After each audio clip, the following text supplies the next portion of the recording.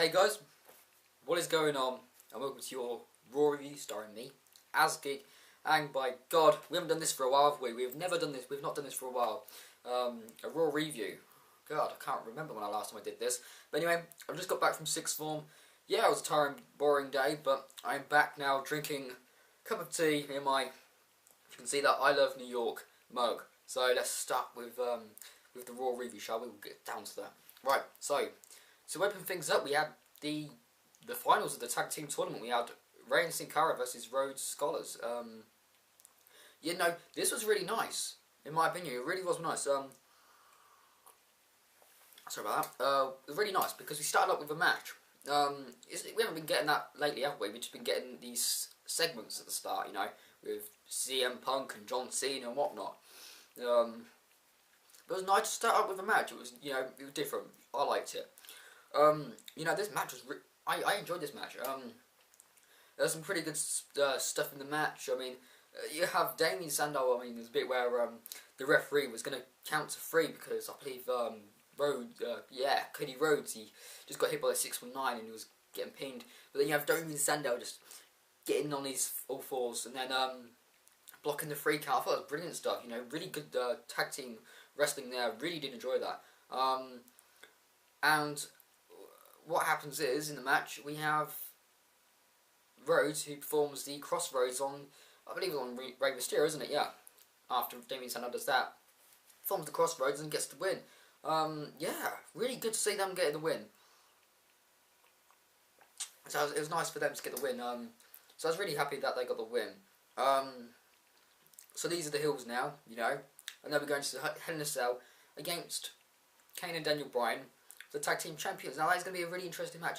It really is an interesting match. And throughout the show, they actually hype up this match, but we'll get down to that later on in the review. So after that, we have Kofi Kingston versus Michael McGillicuddy. You know, this is just one of those matches which doesn't really have no meaning to it. It was just one of those matches. It was the first time we saw Kofi Kingston on Raw as the Intercontinental Championship. Intercontinental Champion, sorry. What am I saying? I'm a bit tired with all the sixth form work, guys, I'll tell you that. Sorry about that. But anyway, yeah, it was just one of those matches. It just didn't really have no meaning to it. Well, obviously it did have some meaning into it, because it shows that Kofi Kingston is a legit Intercontinental Champion holder. I don't know.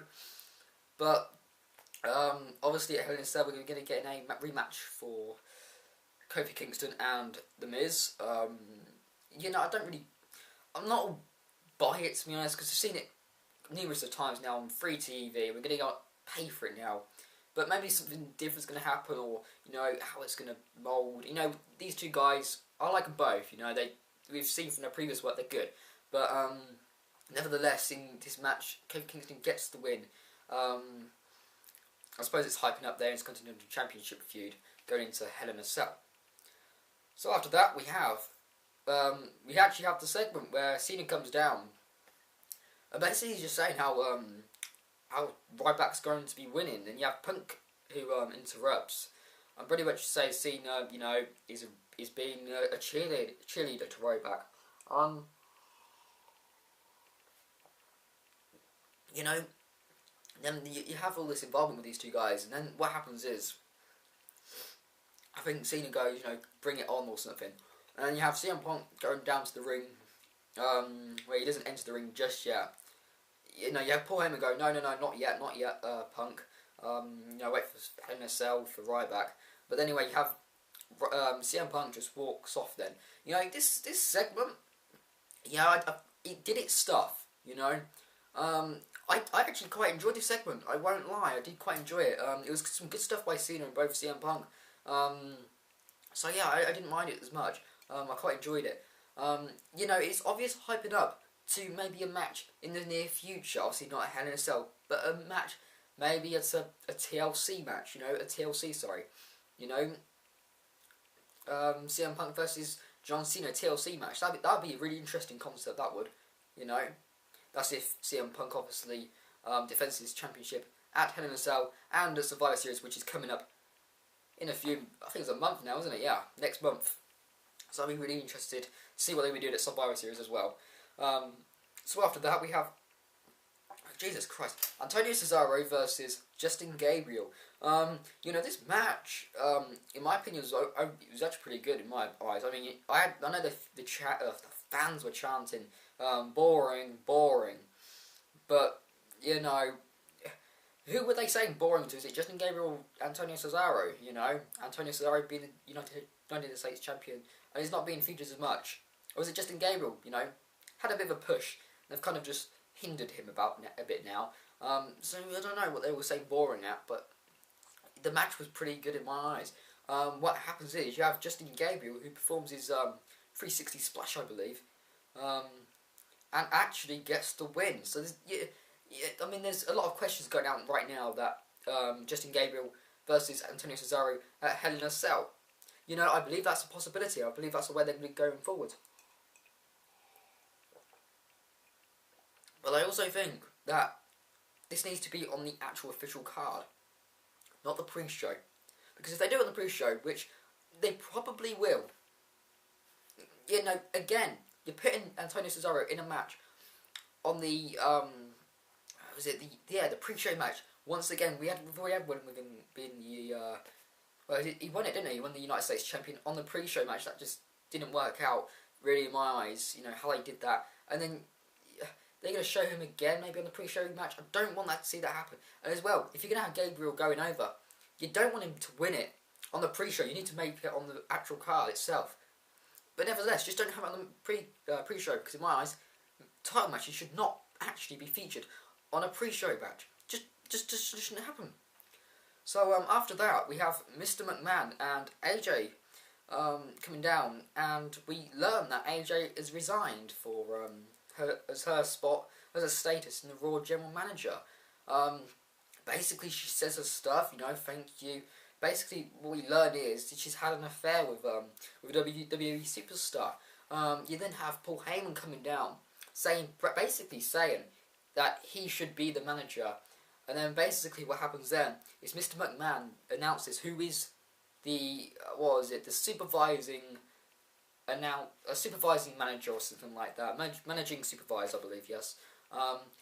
And announces it's Vicky Guerrero. Now that got quite a lot of heat, a bit of booze with that as well.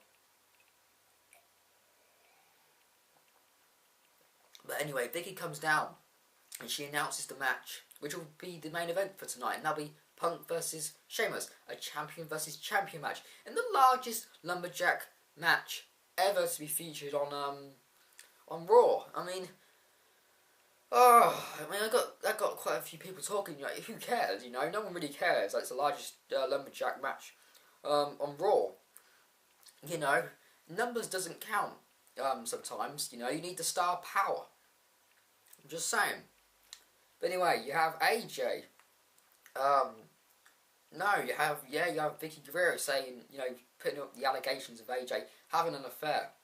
And then what happened is AJ attacks Vicky. And that ends the segment. So now AJ can attack Vicky Guerrero.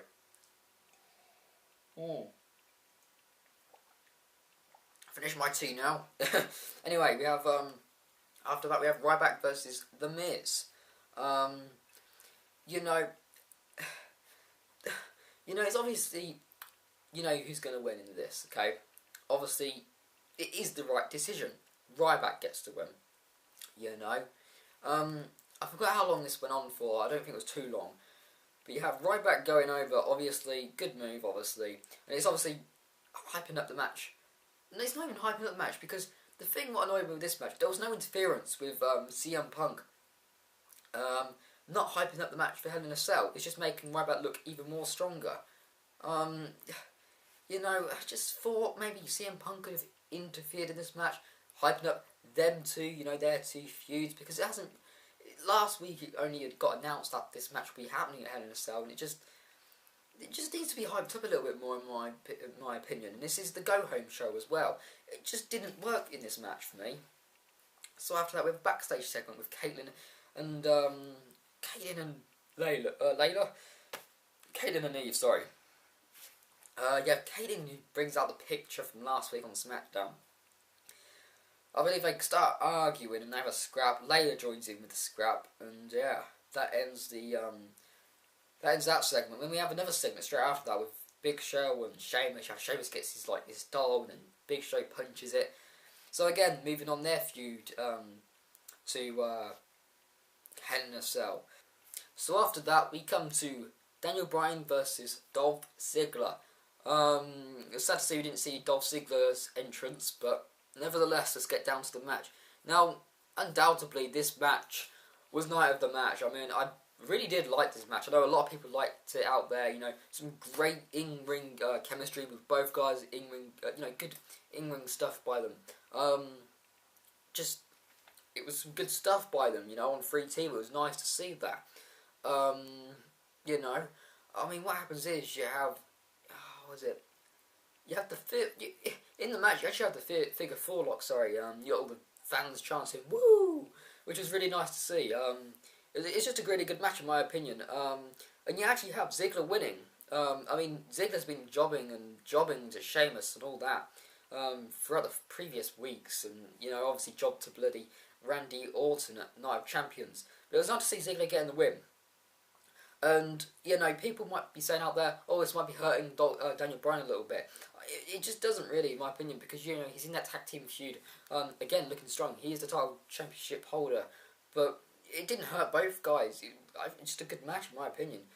Got quite a lot of people out there talking about this match. But the thing what happens after this is, basically, Kane was obviously on ringside, and then he goes into the ring, and he starts arguing with Daniel Bryan, I believe.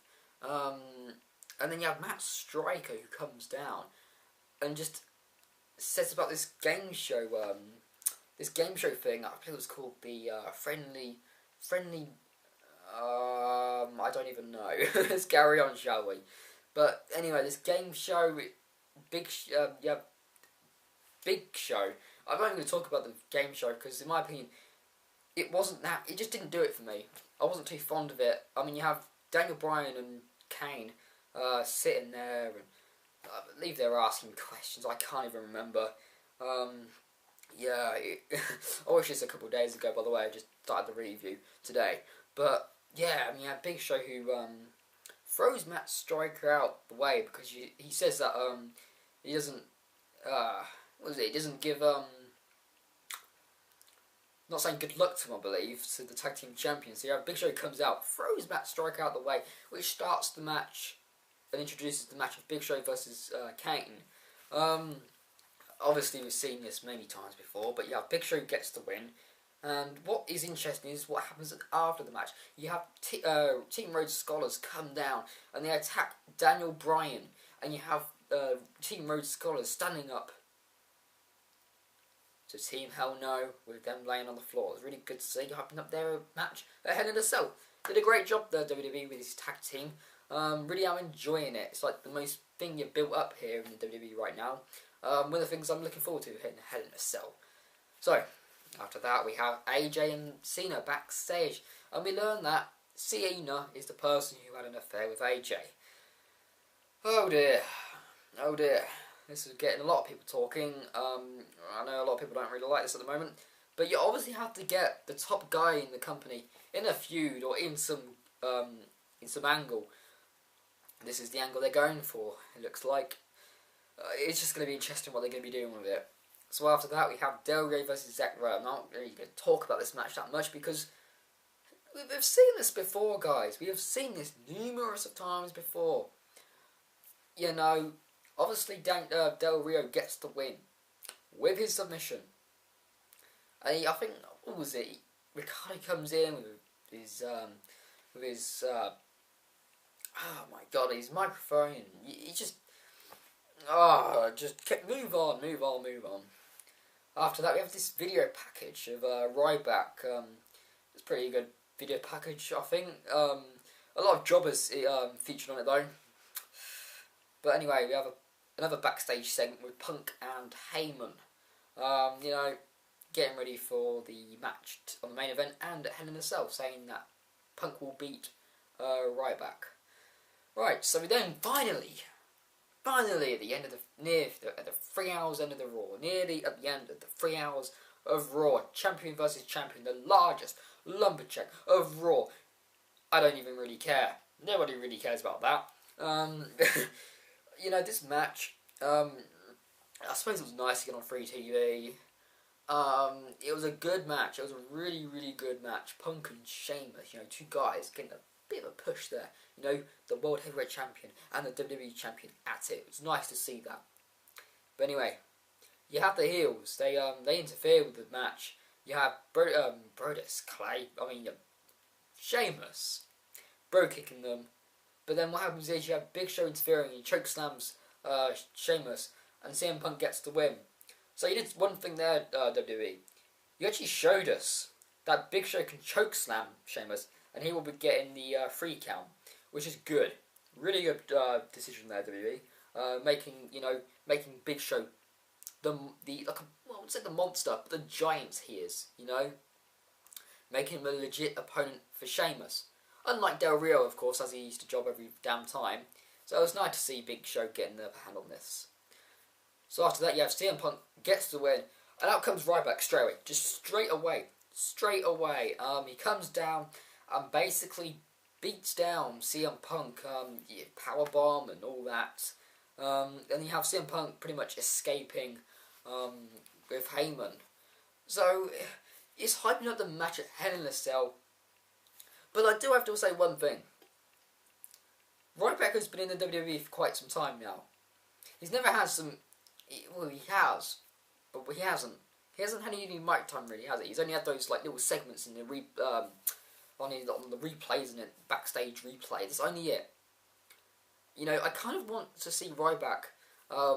Maybe this could have ended the show or something where he's on the mic, at least saying quite a few lines. You know, to hype up the match. At Hell in a Cell. I mean. Yes, you're making yourself a legit opponent against CM Punk, but you kind of need the chemistry for him. You know, feed me more. It's not going to get him to the top guy, is it? He needs more. He needs more like factors, I believe, within himself. Some key techniques and effects and all that to mould this Ryback into a person who could be the main guy of the company, who can take over John Cena. Alright? I'm just saying, I just feel that Ryback needs some time on the mic, maybe. I know there's been superstars out there who are not great on the mic, and they're great in ring workers, you know. But you do need some good mic skills, you know. You look at Hulk Hogan, look where that got him. I'm just saying. But yeah, I just felt like Ryback needed some kind of... I've just seen this before. We saw this last week, Ryback ending the show, beating up CM Punk. We've seen it again on Raw. I just thought that maybe we should have something different, okay? But, you know, please let me know your thoughts, guys. I want to know your thoughts on, you know, how Ryback and CM Punk, you know, their feud at the moment. I just thought Ryback should have done something different. I just thought he should have. I know he's this monster guy, just beats down everyone. I know that. I just thought you should have done something different. I'm just saying, putting it out there. But anyway, thank you for watching. It's been a privilege for you to watch. Anyway, hopefully I'll be doing a Hell in a Cell predictions video. I know I got a week off of sixth form next week, so I'm looking forward to that. Maybe a few videos, I think. Maybe some reviews, a Raw review and a SmackDown review. That is right, I will be doing that. Anyway, thank you for watching, guys, and until next time, see ya.